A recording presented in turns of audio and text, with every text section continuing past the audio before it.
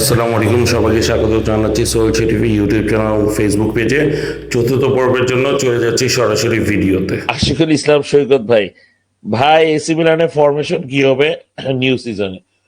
আসলে এটা বলতে পারছি না, কারণ কি অ্যালেগ্রি জিটেপের কোচ অ্যালেগ্রি ফার্স্ট ট্রায়ালটা করবে 4-3-1-2।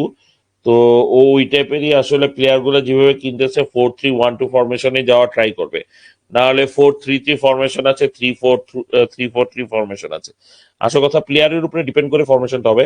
তবে আপাতত যেটা ধারণা করা হচ্ছে ক্রিসমাস ট্রি ফরমেশনটাই অ্যালেগ্রি ট্রেনিং করাচ্ছে, কারণ কি সে যেই ট্যাকটিক্সটা শো করেছে মিলান অ্যাপের ভিডিওতে, যেটা দেখলাম ট্যাকটিক্সটা শো করেছে হচ্ছে ক্রিসমাস ফরমেশন।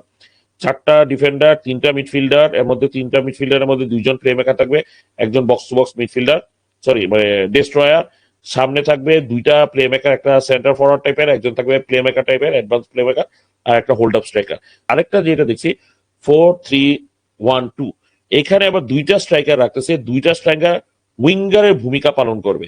মানে হচ্ছে যেমন রুমার চলতেছে যে ভ্লাহোভিচকে মিলান নিতে চাচ্ছে, অথবা ওসিমেনকে, নট রেতেগুই। ভ্লাহোভিচ বা ওসিমেন এদের কাজ থাকবে রাইট উইংটা শিফট করা। এতে যেটা হবে, ক্রিশ্চিয়ান পুলিসিচ মাঝখানে থাকবে। Christian Pulisic either right wing এ যাবে, নাহলে লেফট উইং এ যাবে, নাহলে সেন্টার ফরওয়ার্ড হিসেবে কাজ করবে। মানে পুলিসিচকে ক্লাসিক্যাল নাম্বার 10 হিসেবে এসি মিলান ব্যবহার করা প্ল্যান। আর আরেকজন স্ট্রাইকার হিসেবে ধরতেছে রাফায়েল লিয়াওকে। মানে এটা এটা আমার আসলে কোশ্চেনেবল যে পিওলি ট্রাই করছে তাকে এজ এ স্ট্রাইকার হিসেবে, জিয়াম পাওলো ট্রাই করছে, দুইজনই ফেলিয়ার। ফনসেকা ট্রাই করছে, তো স্যাক হয়ে গেল।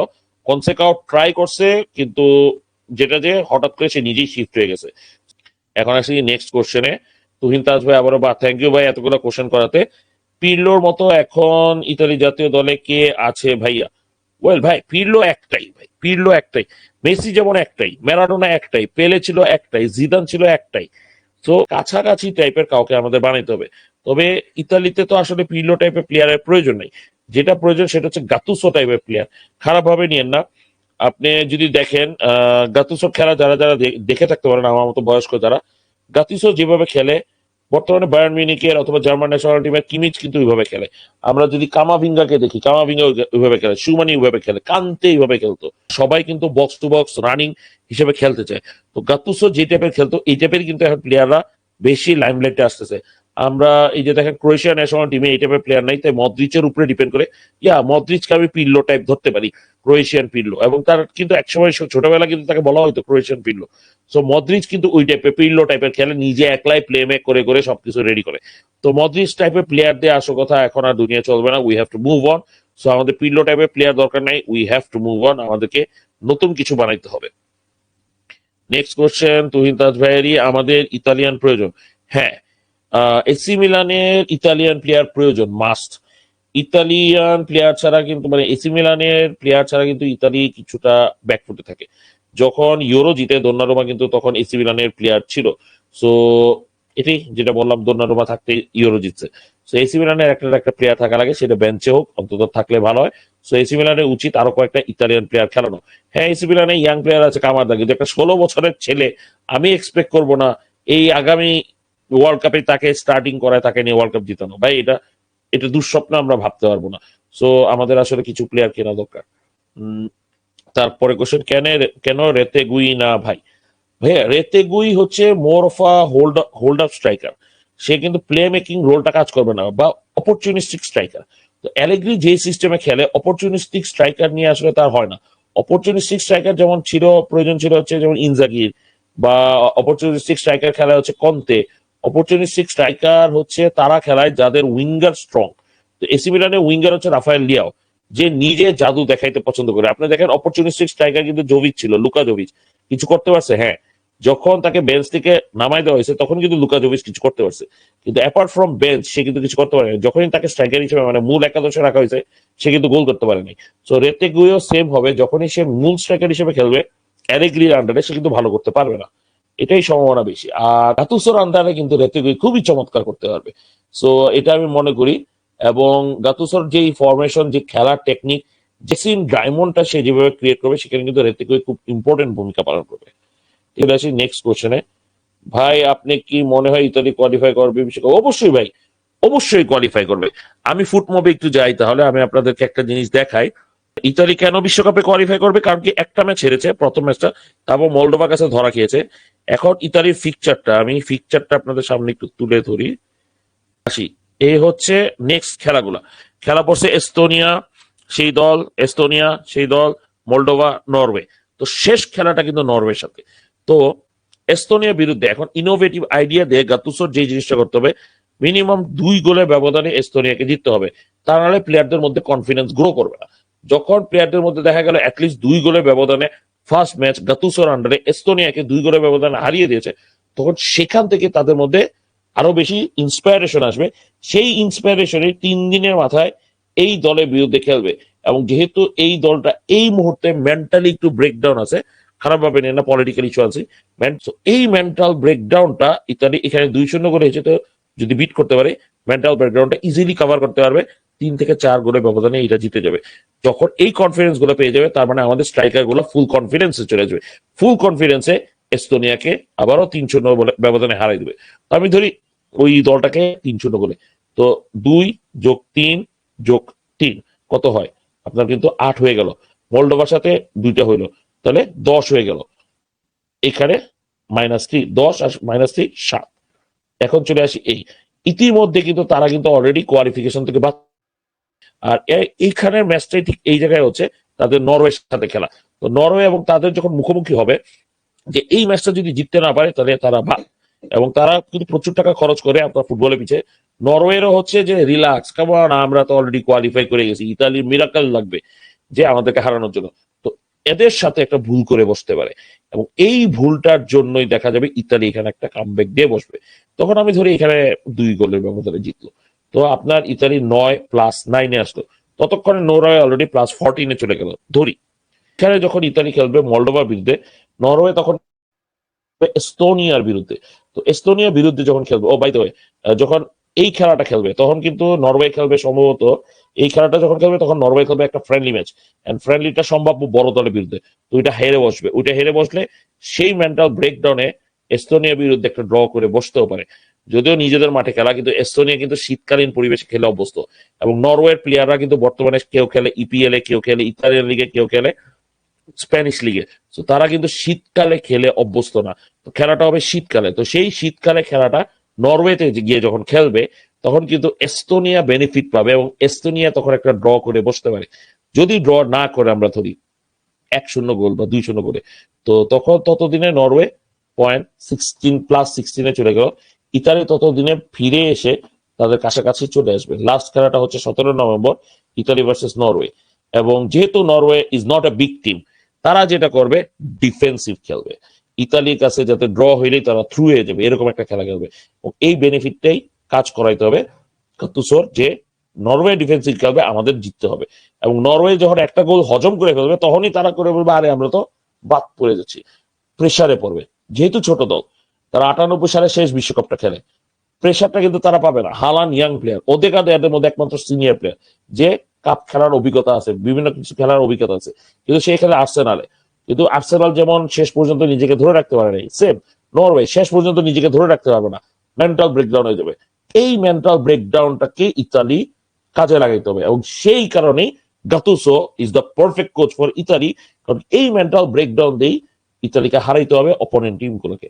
দ্যাটস আমি বারবার বলছি ইতালি কোয়ালিফাই করবে, কারণ কি এটা হবে মেন্টাল গেম। এবং আপনি চিন্তা করেন, অ্যাসিস্ট্যান্ট হিসেবে আছে প্রান্দেলি, অ্যাসিস্ট্যান্ট হিসেবে আছে বারজাগলি, জুভেন্টাসের বারজাগলি অথবা বনুচ্চি। সো মেন্টাল গেম হচ্ছে ইতালির মেইন গেম, যেটাতে কোয়ালিফাই করতে হবে। আচ্ছা, ওইটার মধ্যে আরেকটা জিনিস বলে রাখি, বড় দল অলওয়েজ বড় দল। ইতালি কিন্তু প্রতিটা কোয়ালিফাই মিস করে একটা ম্যাচ। আপনার 18 বিশ্বকাপে তারা হেরেছিল স্পেনের কাছে, তারপরে হেরেছে সুইডেনের কাছে, ওটাতেই বাদ পড়ে গিয়েছে। আর 22 বিশ্বকাপে তারা টোটালি একটা ম্যাচ কোয়ালিফাইং এ হারছে, সেটা হচ্ছে নর্থ মেসিডোনিয়ার বিরুদ্ধে। তো গোল ডিফারেন্সের জন্য তারা প্লে অফে যেতে হয়। তো নর্থ মেসিডোনিয়ার সাথে যখন খেলে, নর্থ মেসিডোনিয়ার কাছে ওই 93 মিনিটে গোল খেয়ে হারে। ইতালি এবারে প্রথমেই যেহেতু গোল খেয়ে গেছে, প্রথমেই যেহেতু হেরে গিয়েছে, তো আমার কাছে মনে হয় এটা কাভার আপ করে আসবে।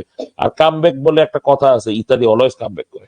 এখন আসি নেক্সট, মানচিনি ইউরো জিতছিল, তারে কেন নেয় নাই? ভাই, মানচিনি তখন অ্যাসিস্ট্যান্ট ছিল ভিয়ালি, এবং ভিয়ালি হচ্ছে আরেকটা গাতুসো, ইমোশন, কমপ্লিট ইমোশন দিয়ে চলে। এবং আনফর্চুনেটলি ভিয়ালি ক্যান্সারের কারণে মারা গিয়েছে। তো এই মুহূর্তে মানচিনি দেখেন, ভিয়ালি মারা যাওয়ার পরে ইতালি ন্যাশনাল টিম থেকে বাদ পড়েছে, সৌদি আরবে গেল, যেখানে সৌদি আরব ছিল আনবিটেন টিম, সেখানে ওয়ার্ল্ড কাপ কোয়ালিফিকেশন বাদ পড়ে গেছে, তারা প্লে অফ খেলতে হচ্ছে মানচিনির আন্ডারে। এন্ড ইন্দোনেশিয়ার মতো টিমের কাছে তারা হেরে গিয়েছে, তারপরে মানচিনিকে স্যাক করে দেওয়া হয়েছে। তো মানচিনি আসল কথা, ভিয়েলি মারা যাওয়ার পরে মানচিনির লেভেলটাও কিন্তু কমে গেছে। আমরা ট্যাকটিক্যাল অ্যাপ্রোচ যদি দেখি, আমরা যদি গাতুসোকেই বলি যে গাতুসো কেন, তাহলে মানচিনি কেন? মানে মানচিনি তো অ্যাকচুয়ালি ভিয়েলি মারা যাওয়ার পরে তো মানচিনি আসল কথা ভালো কিছু করতে পারতেছে না। 2 নম্বর বিষয় হচ্ছে, মানচিনিকে আমি অবশ্যই সাপোর্ট করি, কারণ মানচিনি রিভেঞ্জ নেওয়ার জন্য আসবে, মানে প্রতিশোধ নেওয়ার জন্য আসবে, যেটা অবশ্যই একটা ভালো নিউজ ছিল। কিন্তু মানচিনি একটা স্টাববর্ন কোচ। মানচিনি তখনও জর্জিনোকে বারবার খেলিয়েছে, বারবার তাকে দিয়ে পেনাল্টি নিয়েছে, এইবারও সেম কাজটা করবে না তার কি গ্যারান্টি আছে? মানচিনি সবসময় মানচিনি টিপিক্যাল প্লেয়ারদেরকে খেলায়। আপনারা যদি ইন্টার মিলানের হয়ে খেলা দেখে থাকেন, যেমন আমি ইন্টার মিলানের হয়ে খেলা দেখতাম, তখন রেকোবা নামে একজন উরুগুয়ের প্লেয়ার ছিল, খুবই পছন্দের একটা প্লেয়ার ছিল। রেকোবার খেলাই নেই পুরো সিজন, 2টা সিজন রেকোবা টোটাল খেলেছিল 10টা ম্যাচ, যেখানে তার পূর্ববর্তীতেই রেকোবা ছিল ইন্টার মিলানের মূল প্লেয়ার। তো মানচিনি এসে রেকোবাকে না খেলিয়েছে ক্যাম্বিয়াসোকে, মানে একটা মিডফিল্ডার এক্সট্রা বানিয়ে, এবং সেই ক্যাম্বিয়াসো পেনাল্টি গুলো নিত। সো মানচিনির ট্র্যাক রেকর্ডে অলওয়েজ একটা ডিফেন্সিভ মিডফিল্ডার পেনাল্টি গুলো নেয়। তারপর মানচিনি চলে গিয়েছে ম্যানচেস্টার সিটিতে। আপনি এটা অবশ্যই একটা বলবো যে ম্যানচেস্টার সিটিকে প্রথম ইপিএল জিতে মানচিনি। ম্যানচেস্টার সিটিতে যদি আমরা দেখি, ম্যানচেস্টার সিটিতে সম্ভবত ফার্নান্দিনহো ছিল নাকি জেমস মিলার কিন্তু পেনাল্টি গুলো নিত। সো অলওয়েজ মানচিনি ট্র্যাক রেকর্ডে ডিফেন্সিভ মিডফিল্ডার অলওয়েজ পেনাল্টি গুলো নিত। সো জর্জিনো যে আবার আসবে না তার তো কোনো গ্যারান্টি নেই। এবং জর্জিনো কিন্তু এই মৌসুমে আর্সেনাল থেকে গিয়েছে ব্রাজিলিয়ান লিগে, সো আবার যে তাকে সুযোগ দিবে না তার কোনো গ্যারান্টি নেই। তো মানচিনিতে আমি কোনো সমস্যা নাই, কিন্তু আমরা মানচিনি দোষ দিই যেহেতু জর্জিনোরে নিয়ে, সো সেই হিসাবে মানচিনি আসে নাই, এটা আমি একদিক দিয়ে বলবো ভালো। আর আরেক দিক দিয়ে হচ্ছে মানচিনি আসলে তো ইনোভেশন নাই, মানচিনিও সেম শক্তিশালী দুর্বল দলের বিরুদ্ধে সে ভালো কিছু করতে পারে না। তো সেই ক্ষেত্রে আমি মানচিনির কথা বলবো যে মানচিনিতে না যাওয়াই বেটার হয়েছে। এবং গাতুসোকে ট্রায়াল দিতে আমাদের সমস্যা কোথায়? স্কালোনি আর্জেন্টিনার হয়ে কাপ জিতেছে, স্কালোনি আর্জেন্টিনার হয়ে কাপ জিতার আগে কি ছিল? Assistant coach. কিসের? আর্জেন্টিনার অ্যাসিস্ট্যান্ট কোচ। তার আগে কি ছিল? তার আগে প্লেয়ার ছিল। সে কিন্তু কোনো ক্লাবে কোচিং করে নাই, সরাসরি আর্জেন্টিনা কোচিং করে আর্জেন্টিনা হয়ে সে কিন্তু ওয়ার্ল্ড কাপ জিতেছে। Well, talent. আমি আর্জেন্টিনা বিশ্বকাপ জিতার আগে, অনেক আগেই বলেছি, যখন এমিলিয়ানো মার্টিনেজকে পায় তখনই বলেছি যে এইবারে আর্জেন্টিনা বিশ্বকাপ জিতার চান্স আছে। কারণ কি, যেইভাবে খেলায় আপনার স্কালোনি, সেই ফরমেশন অনুসারে মার্টিনেজ ছিল মূল কার্ড যে ইউজ হয়েছে, এবং সেটাই হয়েছে। এমিলিয়ানো মার্টিনেজের উপরে ডিপেন্ড করি কিন্তু আর্জেন্টিনা বিশ্বকাপটা জিতে। তো গাতুসো খেলা স্টাইলে আমি বলবো আরেকটু ইনোভেটিভ স্কালোনি থেকে। স্কালোনি অনেকটাই স্টাববর্ন গাতুসোর থেকে। তো কেন গাতুসোকে সুযোগ দিব না? আর্জেন্টিনা যদি সুযোগ দিয়ে, হ্যাঁ আর্জেন্টিনার কাছে মেসি আছে, আমাদের কাছে নাই, দরকার নাই তো আমাদের কাছে, আমরা ওয়ার্ল্ড কাপ কোয়ালিফাই করি, তারপরে মেসি টেসি পরে দেখা যাক, আগে ওয়ার্ল্ড কাপটা কোয়ালিফাই করি, দেন পরেরটা পরে। 48টা সদস্যের টিম, যে কোনো কিছু হইতে পারে। আর তার আগে একটু আসি দেশেম। দেশেম যখন খেলোয়াড়ি জীবন ছেড়ে দিয়ে কোচ হিসেবে আসছে, এএস মোনাকোকে নিয়ে 2004 সালে তারা সেমিফাইনাল মানে ফাইনালে যায় চ্যাম্পিয়ন্স লিগে, সেটা মরিনহোর পড়তো, ফাইনালটা জিতে যায়। সো বেচারা আসলে তেমন কিছু করতে পারে না। পরে তার বড় অ্যাচিভমেন্ট কি, সেটা হচ্ছে জুভেন্টাসকে নিয়ে সিরি বি জিতা। তারপরে কিন্তু কোচিং এ তার ক্লাব পর্যায়ে কোনো বড় অ্যাচিভমেন্ট নাই। এখন ফ্রান্স ন্যাশনাল টিমের দিকে যদি তাকান, আপনি কি মনে করেন আগামী বিশ্বকাপ কি ফ্রান্স যোগ্য না? আগামী বিশ্বকাপে কিন্তু ফ্রান্স ফাইনাল খেলতে পারে, তাও দেশেম পেনাল দেবে। তার আগে যদি আসি, হোয়াকিম লো টোটাল 9টা ক্লাব থেকে সে স্যাক হয়েছে। দেন ক্লিন্সম্যানের আন্ডারে সে অ্যাসিস্ট্যান্ট কোচ হিসেবে ছিল, 9টা ক্লাব থেকে স্যাক হয়েছে, 9টা। তারপর ক্লিন্সম্যানের আন্ডারে অ্যাসিস্ট্যান্ট কোচ, ক্লিন্সম্যান যখন 2006 সালে দেল পিওরের কাছে গোল খেয়ে চলে যায়, সে যখন নিজে বিদায় নেয় আমি খেলবো না, তখন লাস্ট ম্যাচটা ট্যাকটিক্সটা সাজায় জোয়াকিম লো। ওই ট্যাকটিক্সটা এতই ভালো ছিল যে জোয়াকিম লোকেই কিন্তু কোচ বানায় দেয়। এন্ড ফলশ্রুত কি 2014 সালে জোয়াকিম লো কিন্তু ওয়ার্ল্ড কাপটা জিতে। আমি শেষ 3টা বিশ্বকাপের কথা বললাম। এখন মানুষজন বলতে পারে লিপ্পির কথা ধরেন নাই কেন ভাই? ভাই লিপ্পি যখন 2006 সালে বিশ্বকাপের দায়িত্বটা নেয়, তখন ইতালি ক্যালসিও পল্লিতে পড়ে, এবং ক্যালসিও পল্লিতে ইতালি যদি কাপ না জিততে পারে তাহলে ইতালি ফুটবলটা ধ্বংস হয়ে যাবে, এবং ধ্বংস হয়েও গেছে টু বি অনেস্ট। তো ধ্বংস হয়ে যাবে। তো ইতালি ওই যে গাত্তুসো স্টাইলে আমাদের জিততে হবেই, আমাদের খেলতে হবে, আমাদের এই করতে হবে, এই যে মানচিনি এইভাবে করেই কিন্তু ওয়ার্ল্ড কাপটা জিতে যায়। 2010 বিশ্বকাপে আসি, ওকে আমরা তো ওয়ার্ল্ড কাপ চ্যাম্পিয়ন। কি রেজাল্ট? গ্রুপ পর্যায়ে নিউজিল্যান্ড, স্লোভাকিয়া এবং প্যারাগুয়ের মতো দলের কাছে গ্রুপ পর্যায়ে পড়ে গ্রুপ থেকে বাতিল কোনো গোল না দিয়ে। মানে কোন বলদা কোনো পয়েন্টই তুলে বলে নাই, মানে ড্র করে 2টা ম্যাচ ড্র করে কিন্তু গ্রুপ পর্যায়ে বাতিল হয়ে গেছে। সো মোটিভেশন কিন্তু একটা ইম্পর্টেন্ট জিনিস। আমি পূর্ববর্তী 4টা কোচের কথা বললাম, যে 4টা কোচ ওয়ার্ল্ড কাপটা জিতেছে। মাঝখানে স্পেন জিতে গিয়েছে, এবং স্পেনের ক্ষেত্রে স্পেনের সাথে ফাইনাল কে খেলেছে? নেদারল্যান্ডের কোচ কে ছিল? আপনি নাম উচ্চারণ করতে পারবেন? বড় কোচ ছিল না। সো বড় কোচই ওয়ার্ল্ড কাপ জিতে, সেই ধারণাটা কিন্তু ভুল। ব্রাজিল যখন 94 সালে বিশ্বকাপটা জিতে, ব্রাজিলের যে কোচ ছিল সে ছিল তখন ব্রাজিলের অ্যাসিস্ট্যান্ট ম্যানেজার, তাকে প্রমোশন দিয়ে কোচ বানানো হয়। দেন 94 ওয়ার্ল্ড কাপটা ব্রাজিল জিতে। 2002 বিশ্বকাপে ব্রাজিল প্লে অফ খেলে যখন উঠে, ব্রাজিল প্লে অফ খেলে উঠার পরে পেরেরা এবং স্কোলারি দুইজনকে কোচ হিসেবে রাখা হয়। দেন আনবিটেন ওয়ার্ল্ড কাপটা জিতে। তার আগে কিন্তু 98 বিশ্বকাপটা কিন্তু বড় কোচ ছিল, ওই জিতে নাই। এখন 2006 বিশ্বকাপের কথা বলো, মানে আমি 94 পর্যন্ত টেনে নিয়ে গেলাম। 94 পর্যন্ত একমাত্র স্কলারি এবং পেরেরা এই দুজনই ছিল বড় কোচ, তাও দুইজন একসাথে কোচিং করিয়েছে, তখন গিয়ে ব্রাজিল জিতেছে। এখন যদি আমি আবার আসি, এইবারে ইতালি টিমে গাতুসো আছে, সাথে প্রান্ডেলি, দুইজন কোচ। কিন্তু প্রান্ডেলি বয়স হয়ে গিয়েছে দেখে মাঠে নেমে সে কোচিং করাবে না, বাট সে অ্যাসিস্ট্যান্ট হিসেবে গাতুসোকে সবকিছু টেকনিক শিখিয়ে দেবে, গাতুসো সবকিছু কাজ করবে। এইভাবে করে কিন্তু এবারে আসতেছে। তো আশা করি আপনারা শুনলেন, যদি ভালো লাগে লাইক দিয়ে দিয়েন। আর আশা করি আপনাদের উত্তরগুলো দিতে পেরেছি, স্যাটিসফাই। আমি জানি ভালো লাগবে না, কারণ কি বুইরা মানুষের কথা ভালো লাগে না, এটাই স্বাভাবিক।